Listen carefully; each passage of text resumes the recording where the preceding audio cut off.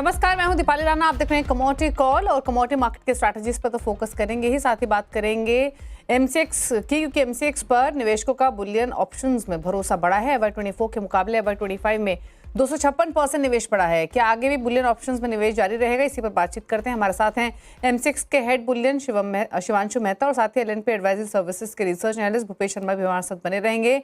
लेकिन पहले बात करते हैं शिवांशु मेहता से। शिवांशु नमस्कार, स्वागत है आपका। तो पहले तो क्विक कमेंट आपका गोल्ड प्राइसेस को लेकर है, क्योंकि जिस तरीके की वॉलेटिलिटी देखने को मिली है, बहुत सारे डेवलपमेंट्स ग्लोबली हो रही हैं, तो ये ग्लोबल अनसर्टेनिटी की वजह से हमने वॉलेटिलिटी देखी है और आगे का ट्रेंड कैसा देख रहे हैं? जी हाँ, दीपाली जी नमस्कार। आपने बिल्कुल सही कहा कि देखिए इंटरनेशनल कारणों की वजह से, जैसे लंदन की स्पॉट मार्केट्स और इंटरनेशनल फ्यूचर्स के अंदर जो स्प्रेड्स बढ़े थे, और उसकी वजह से एक सिलसिलेदार तरीके से गोल्ड लीजिंग रेट भी बढ़ गए इंटरनेशनली, इंडिया के इंपोर्ट प्रीमियम बढ़ गए।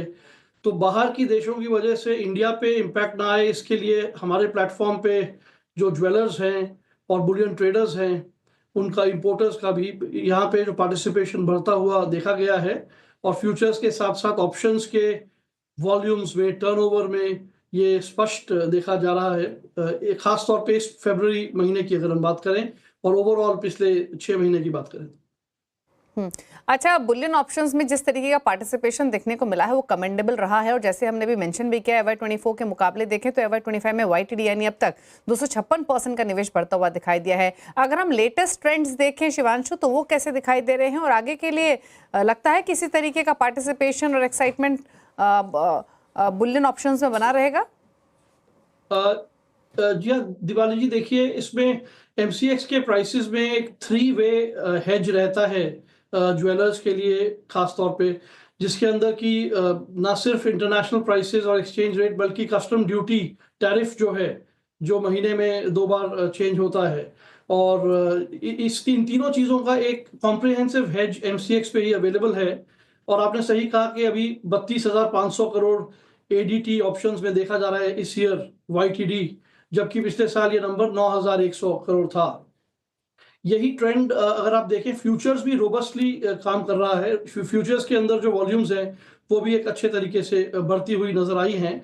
और दोनों फ्यूचर्स ऑप्शंस में जो इन्वेंट्री हेजिंग है ज्वेलर्स की, या फिर आउटराइट परचेजेस को हेज किया जाता है MCX पे, वो ट्रेंड और तालमेल पकड़ रहा है।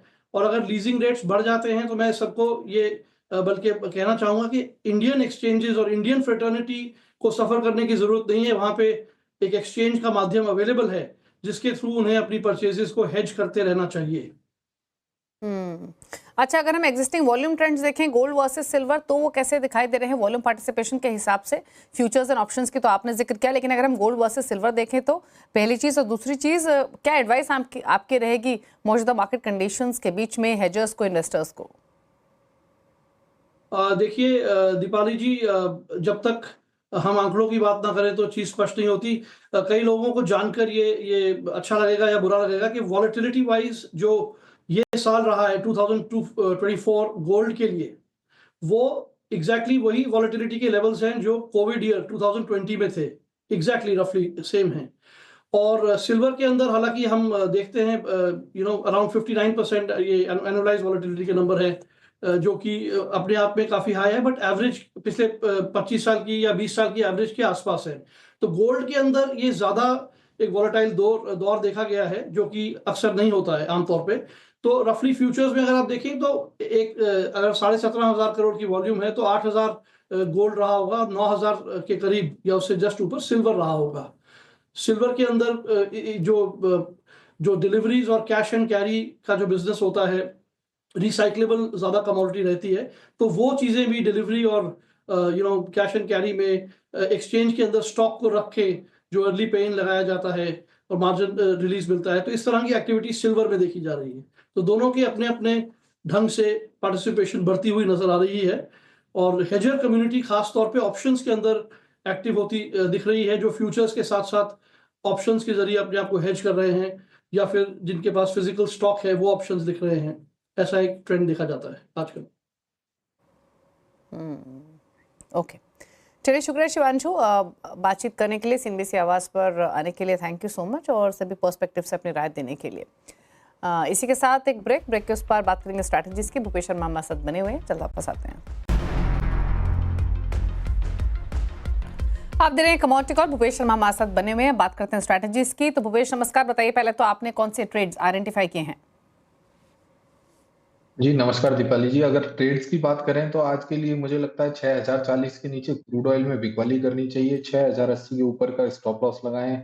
5990 5960 के लक्ष्य संभावित रहेंगे। वहीं अगर बात करें गोल्ड और सिल्वर में, तो गोल्ड के बाजार में एक गिरावट देखने को मिल रही है। 85,500 550 के आसपास कहीं भी गोल्ड वायदा मिलता है तो उसमें बिकवाली करनी चाहिए।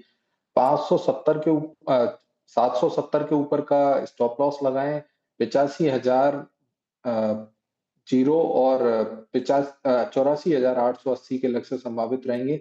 वहीं अगर एग्री कमोडिटीज की बात करी जाए तो 6,350 के दाम पर अभी कैस्टर सीड में खरीदारी करनी चाहिए।